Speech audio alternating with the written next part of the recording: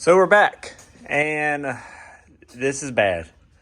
So the Trans Am started. We had an issue. I put a new tune into Holley, and as you can see, I got our nitrous solenoid removed, our fuel pump solenoid, no, relay's still there. I put it back. But when I put a new tune in the car, it messed up my inputs and outputs, and it was activating my nitrous, which I don't keep a bottle in the car, but my fuel line's hard plumbed.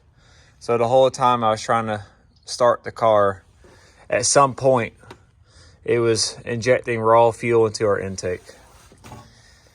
And it hydrolocked the motor to the point it won't turn over anymore. I'm pretty sure I got a bent connecting rod, and the bent connecting rod is caused the piston now to hit the crank. We're gonna find out. I had to go out of town. It really sucks. I haven't even put out the previous video yet. I was trying to make a Hail Mary on get this car going. So I'm gonna turn the camera off. I'm gonna pull the intake off. I do see some coolant here. That's not good. I wonder if this is leaking. So that shouldn't be there. So it might be another good thing. I don't see none over here. So let me put the intake off and I'll show you if the fuel's still there. Okay, so intake off. I forgot I already had this clamp unhooked. So let's see if we can do this together. So, and then that was off a little bit, but can you see back there? There's, in the very back, you can see a dark spot. That's raw fuel. See that where it's darker in the very back corner, like the top of that butterfly? That's the bottom of the puddle, and that's the upper top of it. So raw fuel was just coming down here, puddling, I assume, here to here. You can see where the fuel, with a residual puddle right there where it just ramped over, because it was just every time it never started. It was starting wrong in the beginning. Anyways, I just want to show y'all the why, and I'll go into Holley in another video and show y'all what I did wrong, or what was actually activating in theory. But we gotta get this out. Okay, so here's an update. We got the drive shaft out. We took off our Y exhaust pipe, and that's raw fuel that came out of that exhaust. Number 7 was the cylinder that was sucking up all the fuel. So when I started it, let me step back a second. When I started it, the back was on the ground. So the car's like this, and all the fuel is running to the back of the intake, and number 7 was sucking everything up. So that just shows you by that puddle right there, it's on the ground, of how much fuel. And this car has been sitting for almost a week since the incident happened. So yep, just more proof that it's gonna be bad over here. We just got to figure out how much damage is done. So we're making progress. We got the exhaust off. We just one thing at a time. I'm really getting good at this. Got the brake lines off, which you got to do. Like this is left front, this is right front on the back here.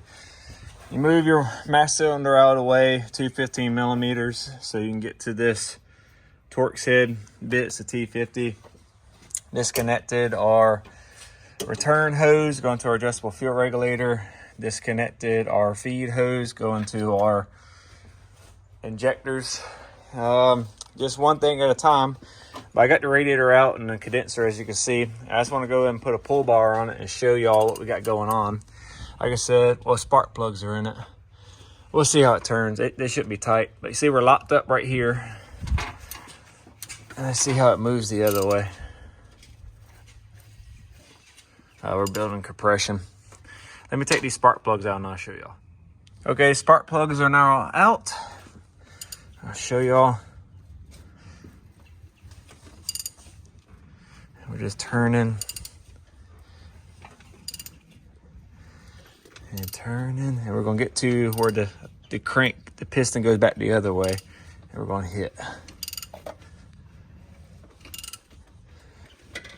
Oh, you heard the rod? That might be a broken rod. Yeah. Well, now it's turning all the way around. So Now we really don't know what's going on. Oh my gosh, I'm glad I put that on video. Before, it would turn like around, hit, and then turn around and hit. So you can hear something in the bottom end. So I don't know what we got going on. We're gonna find out.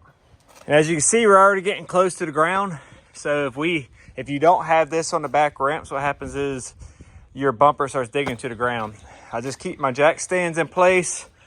I got these Summit car dollies.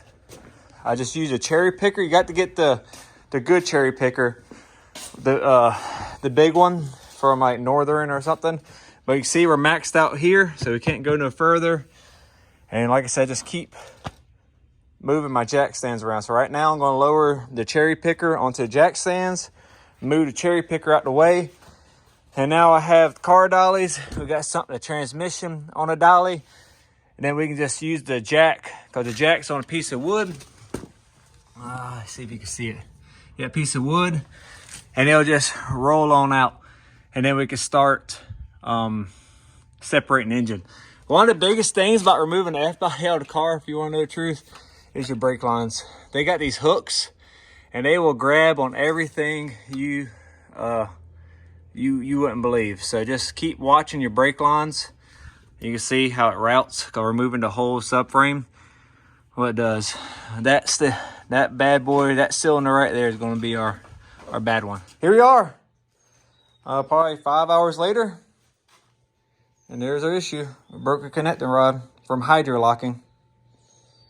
So get this windage tray off, pull this head, and start inspecting everything. So we got the windage tray off, and you can see what's happening. So you can see the pistons broke right there.